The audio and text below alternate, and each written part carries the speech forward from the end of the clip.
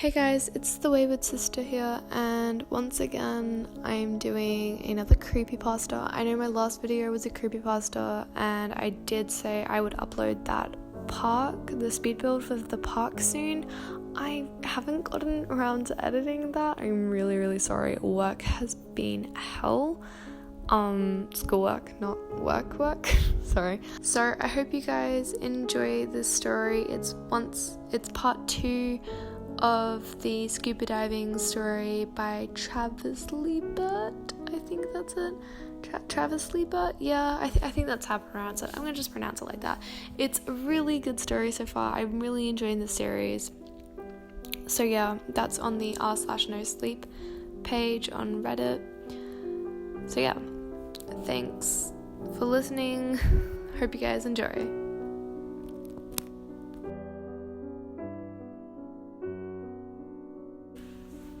I wanted to just forget about the things I saw, but no matter how hard I try, I can't erase them from my mind.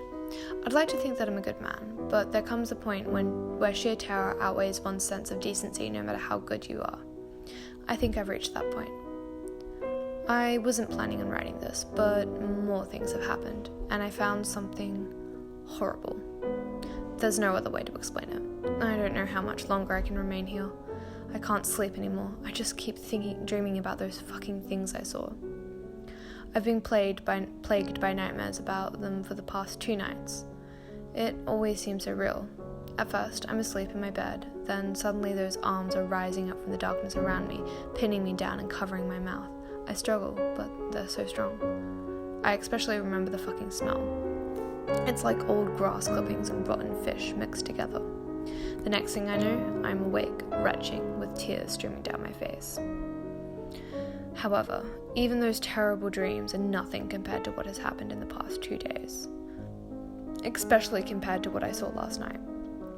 I don't know what to make of it. I've packed my bags. I think I might leave soon. I need to get away from this fucking place. A couple days ago, not long after my initial post, I received a call about a body found near the river. I felt a cold sensation in my gut when I got there, and I realized that it had been found right where the boy disappeared. I approached the bank to see Moose and 2 others standing over what a body. Their backs were to me, and I could hear one of them speaking angrily. He was practically shouting, "Shit, shit, shit." It was Clyde, one of the more experienced SAR divers. As I got closer, I saw that the other one was Ryan. I felt chills run down my spine. All 3 of the senior divers were in one place. I recalled the things Moose said to me last week, as well as the knowing glances I've seen those 3 share. Something was up. "Do you think it was him?" Clyde asked. "Let's not jump to conclusions," Moose said. "I heard voices by the river last night," Ryan said suddenly. The other 2 went silent and stared at him. "The lures?" Clyde asked.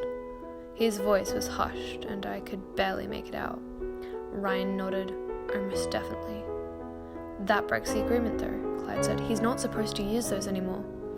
"Well, he is, for whatever reason." Ryan turned to Moose. "Any idea what's going on?" Moose started to respond, when a twig snapped beneath my weight.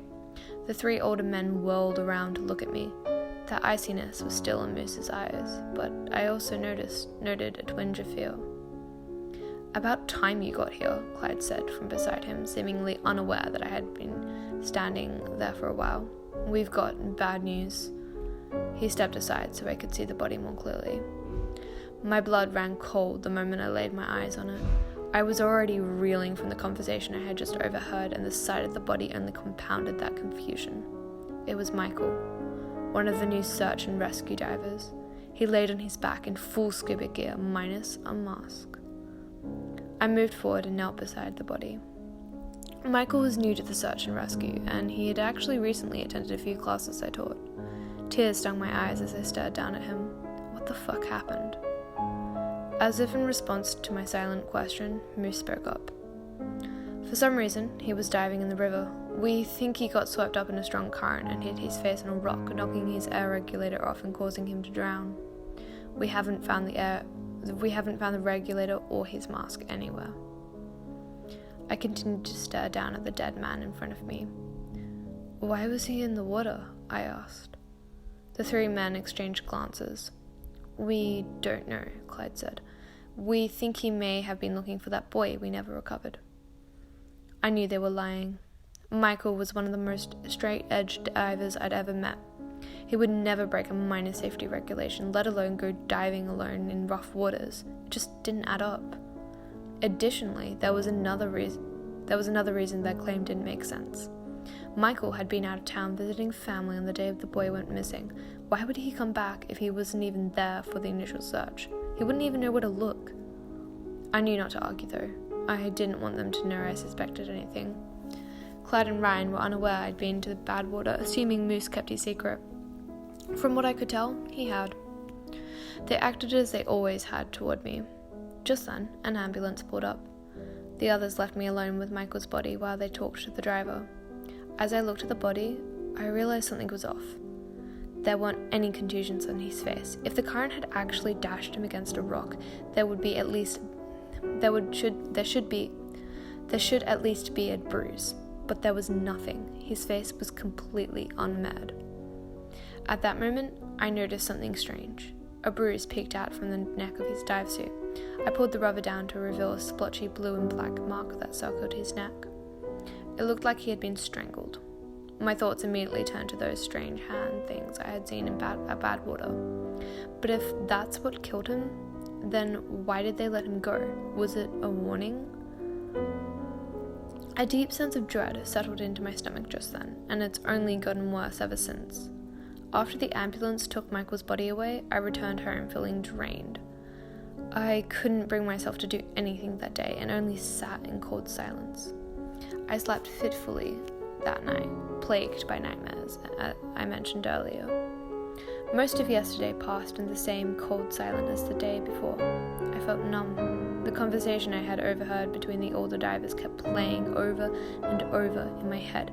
What did they mean by lures? Who was this him that they kept referring to? I recalled that Ryan had said about hearing voices near the river. That must be the lures they had been talking about.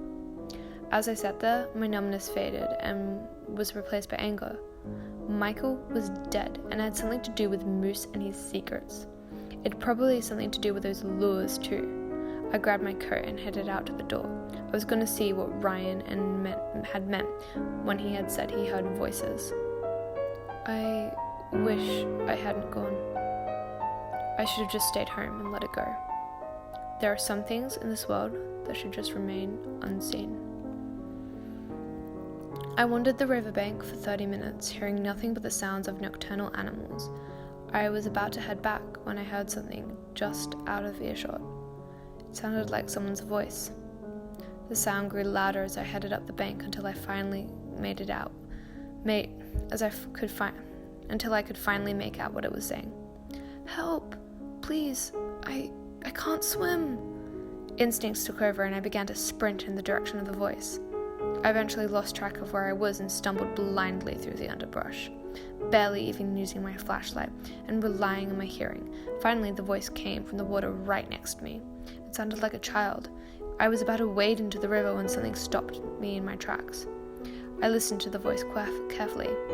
"Help! Please! I can't swim!" It was the exact same words, over and over again, as if it was being played on a loop.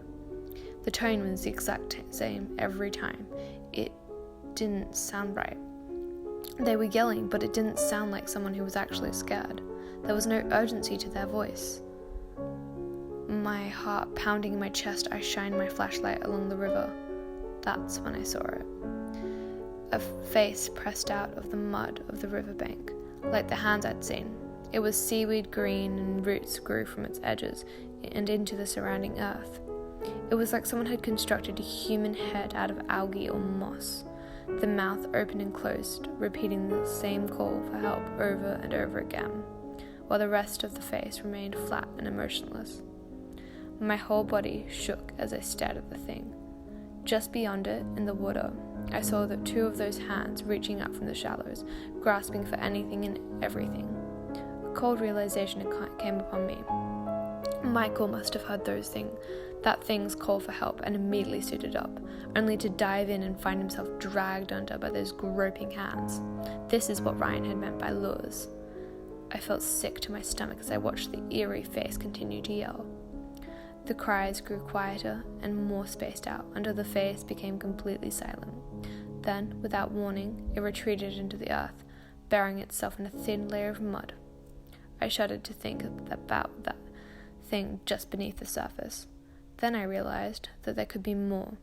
Who knew how many of them were lurking just below me? I sprinted back to my car, disgust at driving me more than fear. When I got home, I sat up all night thinking about what I saw. I managed to sleep for a couple of hours just before sunrise, but was woken by the nightmares once again. I don't know what to do anymore. There are twisted things happening here, and even if I did have the power to stop them, I don't think I want to have to face this darkness alone. It feels like some great puzzle, and I'm missing the 1 or 2 pieces I need to bring everything together.